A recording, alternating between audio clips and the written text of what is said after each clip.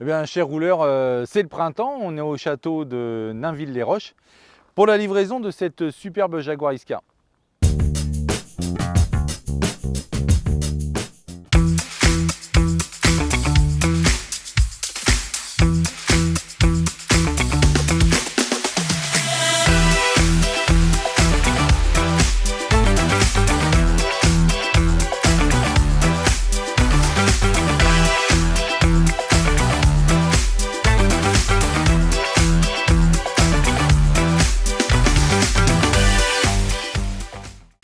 Donc là, on est en présence d'un projet, on en a beaucoup dans l'atelier, mais là, on est sur un projet assez poussé de personnalisation complète.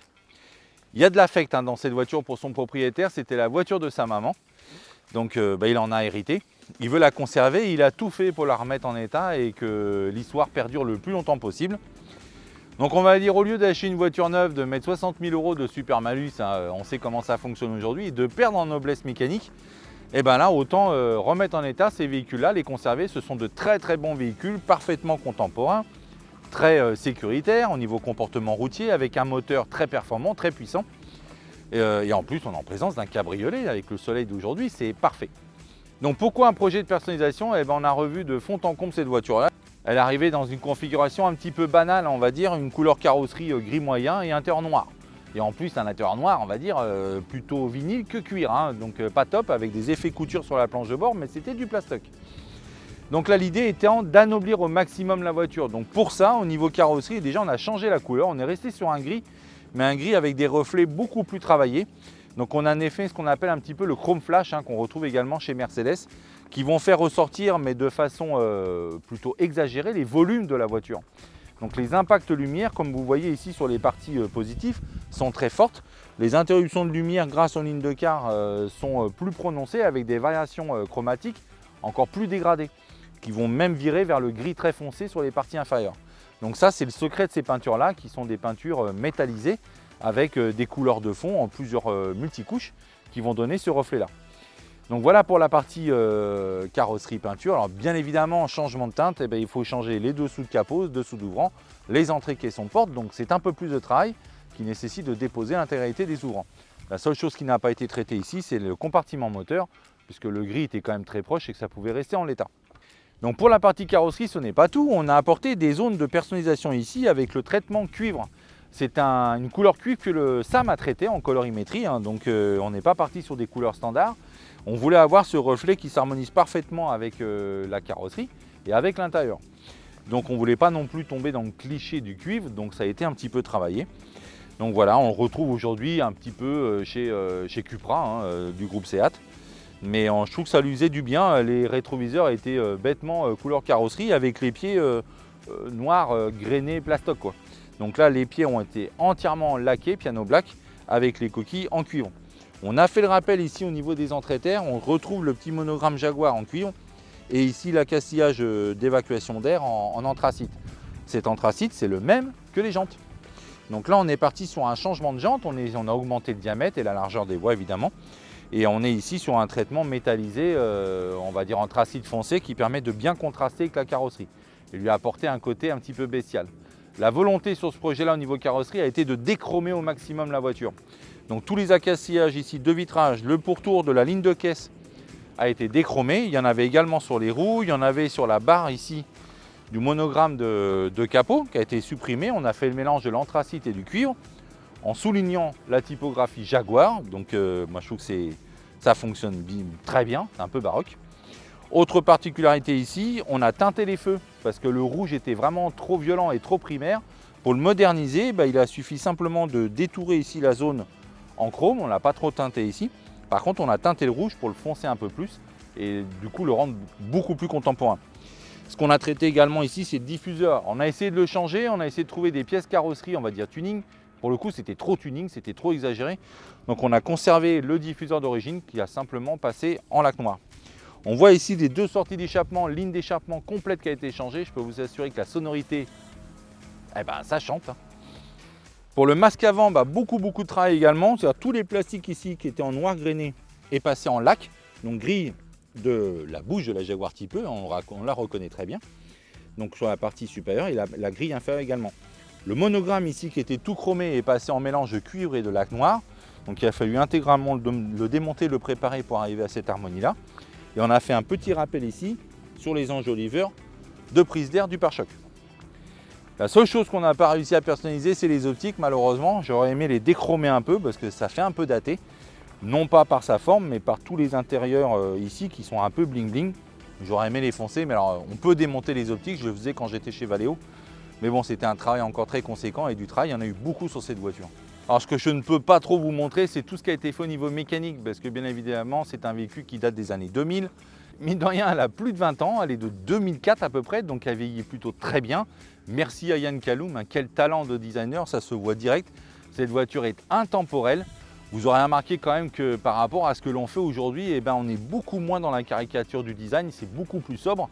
C'est très identitaire, c'est des volumes qui sont travaillés dans la finesse. Moi qui ai modelé les voitures en développement design avec tous ces designers que j'ai bien connus, eh ben, je peux vous assurer que pour sculpter une aile comme celle-ci, on passe des semaines, des mois à sculpter en terre avant d'arriver au bon degré de musculature, de ligne de quart, de positionnement des arches-roues, de tangence avec les portes. Donc ça, c'est énormément de travail. Il n'y a pas de croisement de lignes de quart, de prise d'air exagérée. Aujourd'hui, on est sur de l'origami design avec des changements brutaux de direction dans tous les sens. Pour moi, c'est caricatural.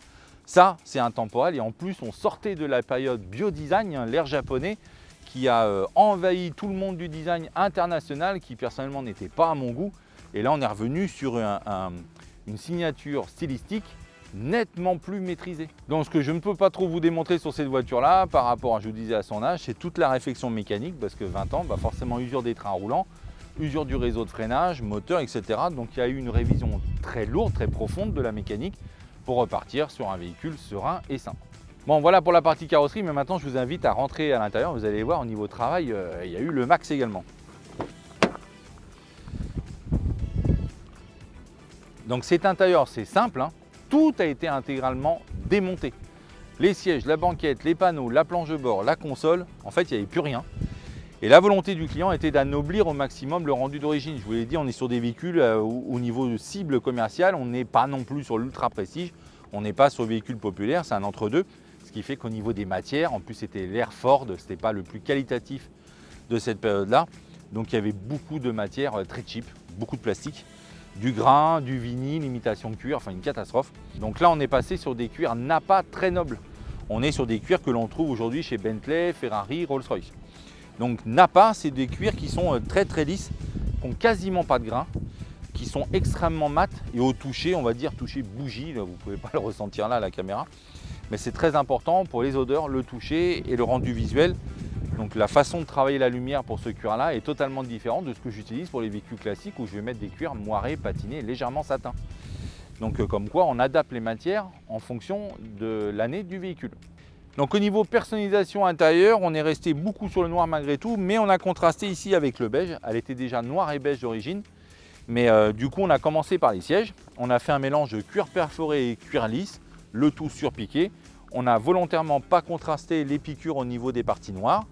Et on a créé ici la petite broderie Jaguar sur l'ancien logo et typo Jaguar au niveau des appuis-têtes. On retrouve ce rappel au niveau des panneaux de porte. Donc on a un mélange ici de cuir Nappa noir sur la partie supérieure. Donc tout ça a été intégralement regarni. Et on a retraité les médaillons en mélangeant le cuir lisse et le cuir perforé et l'ensemble surpiqué. On a fait un rappel ici du cuir perforé au niveau des poignées de porte. Donc ce qui apporte quand même une touche nettement plus luxueuse à la voiture. Et le rendu est top. On voit également ici au niveau des accastillages, au niveau de la poignée, on a conservé le chrome. Par contre, on a laqué en noir la partie logement de poignée et on a dû changer ces boutons. Bon, ça, je vais l'avouer, c'est pas la partie la plus où je suis le plus fier. Mais enfin, j'avais pas le choix. Les boutons étaient chromés et laqués et c'est impossible à reproduire. Donc, j'ai pris le parti pris de les faire en cuivre comme les rappels carrosserie. Voilà, mais des fois, il faut faire des compromis. Donc voilà, on voit ici la planche de bord, encore une fois entièrement démontée, dégarnie. C'est un très très gros travail parce qu'il faut refaire tous les supports derrière pour pouvoir recoller le cuir en pleine masse sur l'ensemble de la surface. Donc on revoit ici, on a recréé les surpiqûres décoratives. Les surpiqûres ici qui permettent à l'airbag de se déclencher. Donc ce sont des coutures fusibles. Après tout l'assemblage, on a respecté les assemblages d'origine. Mais par contre, au niveau du toucher, du rendu, ça n'a strictement rien à voir. On a également garni en alcantara l'ensemble des ébénisteries et des pare-soleil. Donc tout ça, c'est tout neuf. Ça anoblit énormément l'intérieur. On enlève le plastique d'origine. On a gardé cet accastillage ici en bouchonné. Moi, je trouve superbe. Donc là, ici, la boîte à gants entièrement garnie également. Au niveau de la console, on avait beaucoup de commandes qui étaient endommagées par les rayures. Alors, on a essayé de le sauver au max. On a refait la laque. On a intégré tout ça, a été chromé, mais chromé rayé. Donc on a fait le rappel du cuivre. Et là, on a changé tout le système multimédia et commande de clim. Donc tout a été dégagé pour intégrer un écran plus actuel avec toute la commande de climatisation dessus. Donc au moins, on est relié au téléphone. Donc on est parfaitement conforme à la technologie d'aujourd'hui. Évidemment, les GPS d'époque des années 2000, autant dire que ça et rien, c'est pas la peine de le garder. On a également refait tout le volant ici, toujours dans le même cuir nappa, surpiqué pour le coup, contrasté, qui rappelle le biton des sièges. Donc voilà, on a respecté les piqûres d'origine. Ce petit détail là, franchement, c'est de toute beauté. Et le toucher du volant, conduire, on passe son temps à caresser le volant. Donc ça contribue au plaisir de conduite. Bon allez, je peux pas m'empêcher, je rêve de vous faire écouter le bruit du moteur. Vous allez voir, c'est top.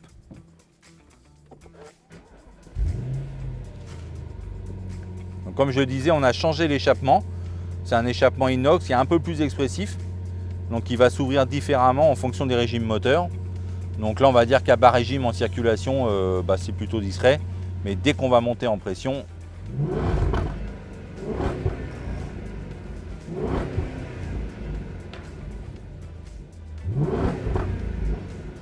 voilà, ça monte bien dans les tours, c'est une vraie moto.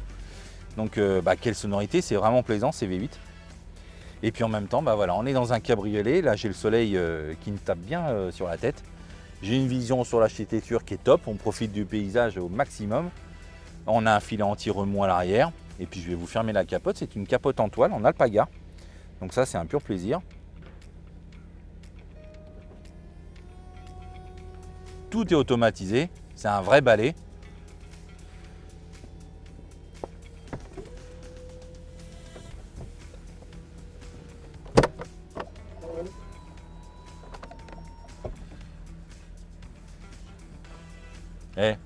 C'est pas la frime quand même. Bon, on va faire un tour.